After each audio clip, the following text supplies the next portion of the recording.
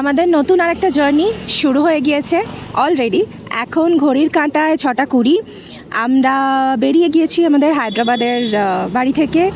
এখন আমাদের আজকের যাত্রা হচ্ছে প্রায় 150 কিলোমিটার দূরত্বে ওয়ারাঙ্গল। সিঙ্গেল ডে আজকেই ফিরে আসবো আমরা। তো মানে 150-300 কিলোমিটার মোট আর কি, না to be specific 164 kilometres exactly আমার লোকেশন থেকে, মানে আমাদের বাড়ির লোকেশন থেকে হায়দ্রাবাদের। তো চলো স্টার্ট করা যাক। একটা ঐতিহাসিক, মাহাত্ম্যপূর্ণ এবং ভীষণভাবে সাংস্কৃতিক দিক থেকে, মানে ভারতের সাংস্কৃতিক দিক থেকে গুরুত্বপূর্ণ একটা জায়গা। চলো এক্সপ্লোর করবে তোমরা আমাদের সাথে। হায়দ্রাবাদের ট্রাফিক বেশ খারাপ, we all know, কিন্তু multiple flyovers actually make the life easier for the drivers in this city. আর যেহেতু আমরা মোটামুটি সকালেই স্টার্ট করেছি তাই কনজেশনটা অনেকটা কম রাস্তায়। তো আজকে আমরা যে ন্যাশনাল হাইওয়েটা ধরবো সেটা হলো NH 163, যেটা কিনা তেলেঙ্গানা টু ছত্তিশগড় কানেক্ট করে।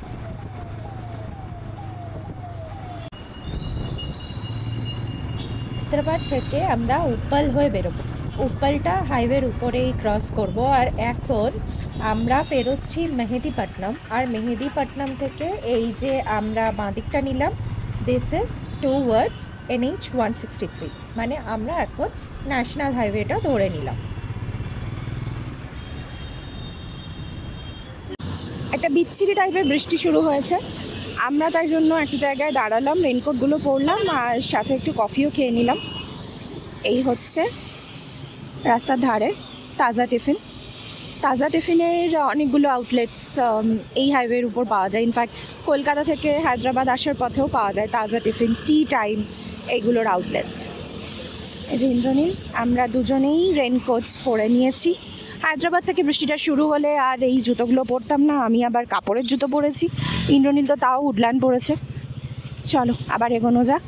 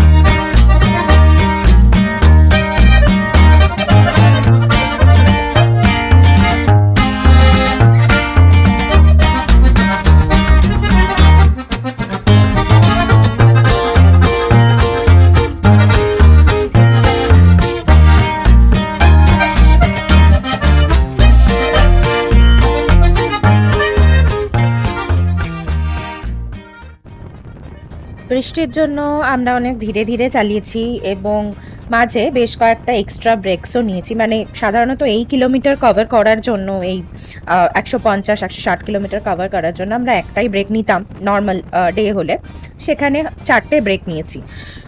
গুগল ম্যাপ অনুযায়ী আর 8 বা 10 কিলোমিটার মতো বাকি আছে। জল পড়েছে লেন্সে। 8 বা 10 কিলোমিটার মতো বাকি আছে।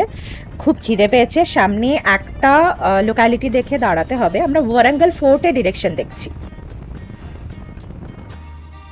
আমরা ওয়ারাঙ্গল ফোর্টের ডিরেকশন থেকে এগোচ্ছিলাম, যেরকমটা বললাম। এখন একটা জাস্ট রোড সাইড জায়গায় দাঁড়িয়েছি, পুরি নিয়েছি আর দোসাও বলেছি। দোসাটা দেবে, দোসাটা এখনও আসেনি। পুরি আর দোসা খেয়ে আমরা এখন এখান থেকে বেরোবো। বেরিয়ে তারপরে সোজা যাব প্রথমে ওয়ারাঙ্গল ফোর্টের দিকে। গুগল তো এই দিকেই বলছে ওয়ারাঙ্গল ফোর্টের ডিরেকশন। কয়েকটা লোককেও জিজ্ঞেস করলাম, স্থানীয় লোককে, তাঁরাও বললেন যে এইদিকেই। বৃষ্টিটা এখনও পড়ে যাচ্ছে। আমি তো আশেপাশে যে দেওয়ালগুলো দেখছি সেগুলোও আমার ধ্বংসাবশেষ বলে মনে হচ্ছে। দেখা যাক কোথায় পৌঁছই।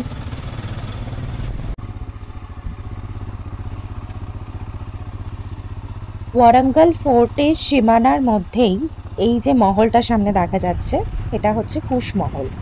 দিল্লির তুগলক সাম্রাজ্যের উলুগ খান অর্থাৎ আলাউদ্দিন খিলজির ভাই যখন কাকাতীয়দের পরাস্ত করেন নিজের জয়ের নিদর্শন হিসেবে এই মহলটা নির্মাণ করে। এটি কুশ মহল, আমরা এর মধ্যে ঢুকবো না এখন। মোটামুটি আনুমানিক নির্মাণ সময় ১৬ শতক ধরা যায়।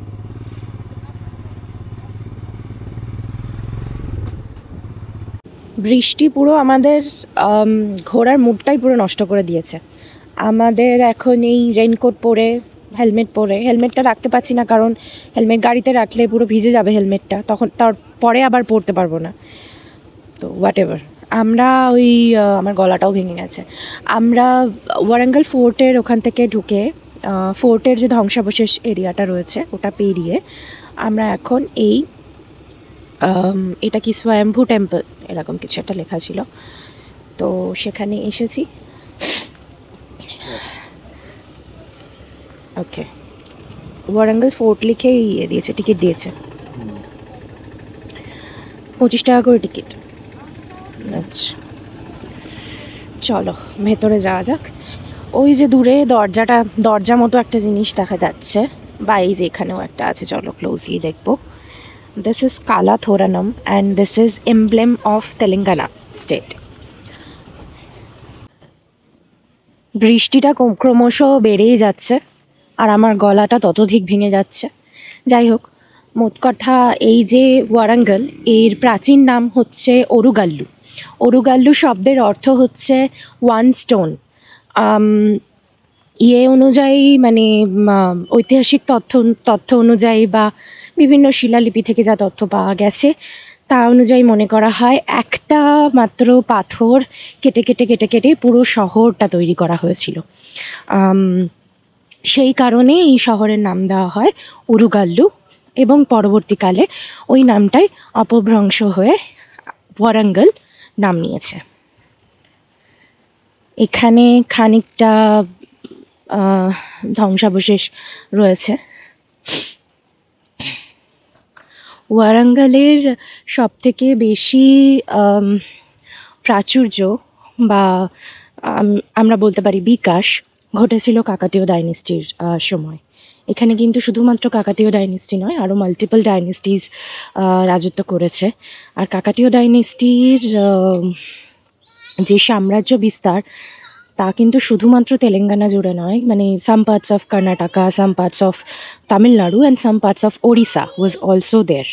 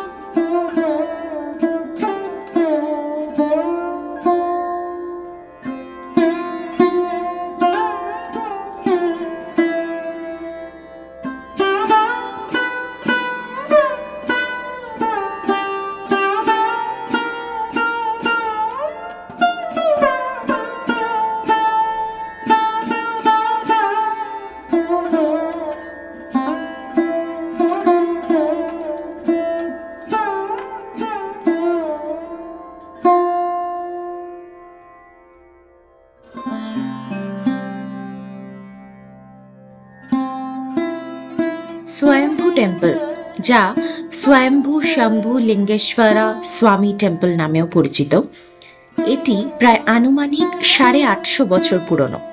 কাকাতীয় সাম্রাজ্যের রাজা দ্বিতীয় প্রলা এই মন্দিরটি প্রতিষ্ঠা করেন। মনে করা হয় এখানে মহাদেবের মূর্তিটি নিজে থেকে প্রকট হয়েছিল, তাই এই মন্দিরের নাম স্বয়ম্ভু শম্ভু টেম্পল।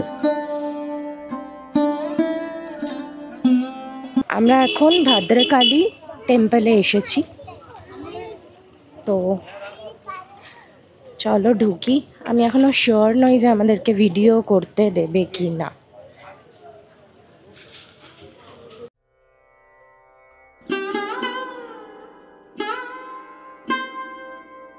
এই মন্দিরে আমাদের ভারত দেশের মন খারাপের ইতিহাস জড়িয়ে।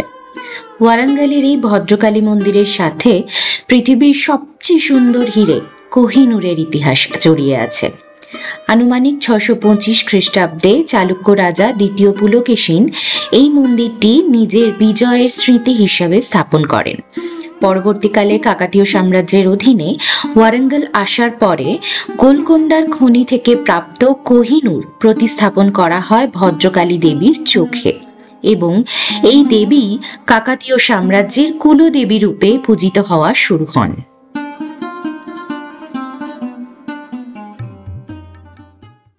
বৃষ্টির জন্য যে কটা জায়গায় যাব ভেবেছিলাম সব কটা জায়গায় যাওয়া হবে না। এটি খুব সম্ভবত আমাদের শেষ দ্রষ্টব্য আজকের 1000 পিলার্স টেম্পল। ওয়ারাঙ্গলের ওয়ারাঙ্গল ফোর্ট, রামাপ্পা মন্দির এইগুলির সাথে এই 1000 পিলার্স টেম্পলও ইউনেস্কো ওয়ার্ল্ড হেরিটেজের অন্তর্ভুক্ত। আনুমানিক দ্বাদশ শতকে কাকাতীয় সম্রাট রুদ্রদেবের আমলে তৈরি এই মন্দিরটি তারকা আকৃতির অথবা স্টার শেপ। কাঠামোর মধ্যে হাজারটা স্তম্ভ আছে, কিন্তু অদ্ভুতভাবে গঠনগত বৈশিষ্ট্যের জন্য কোনো স্তম্ভ ঈশ্বরকে দেখতে মন্দিরের মধ্যে বাধা দেয় না।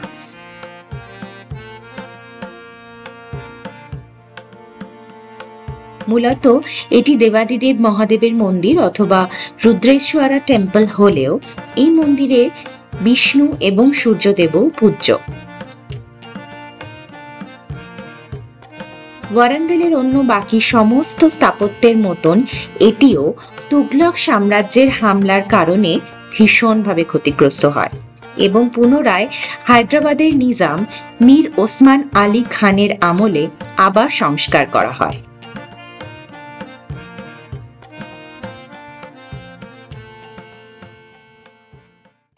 এই 1000 পিলার্স টেম্পলের সামনে আমরা এখন দাঁড়িয়ে, দেখা টাকা হয়ে গেছে, হয়ে বেরোলাম আমরা এখন আমরা ফিরছি বাড়ির পথে। এই যে আমাদের পিছনে 1000 পিলার্স টেম্পলের গেট। তো আজ সারাদিন বৃষ্টি হলো, বৃষ্টি পুরো মানে একদম মুডটাই নষ্ট করে দিয়েছে আমাদের। যাই হোক, এখন আবার বাড়ির পথে ফেরার পালা, খাওয়া দাওয়া করতে হবে ইন বিটুইন, যদিও খিদে কিন্তু এখন একদমই পাইনি। দেখা যাক কোথায় খাওয়া দাওয়া করি, কী ব্যাপার বৃত্তান্ত। বৃষ্টি আরও কতটা বাড়ে, কত দূর অবধি আমরা বৃষ্টি পাই হায়দ্রাবাদ যাওয়ার পথে। সব থেকে বড় ব্যাপার হচ্ছে হায়দ্রাবাদ যাওয়ার পথে কতটা জ্যাম পাই, মানে আমরা এখন থেকেই রীতিমতো ভয়ে আছি হায়দ্রাবাদ যাওয়ার পথে কতটা জ্যাম পাবো। ইন্দ্রনীল তো প্রতিদিন আমরা যখন অফিসে বেরোই তখন একবার করে বলে যে এর পরের বার আসবো যখন স্কুটিটা নিয়ে আসবো। হিমালয়ান এই এত জ্যামে চালানো সম্ভব না। হায়দ্রাবাদের traffic is tremendously bad, tremendously.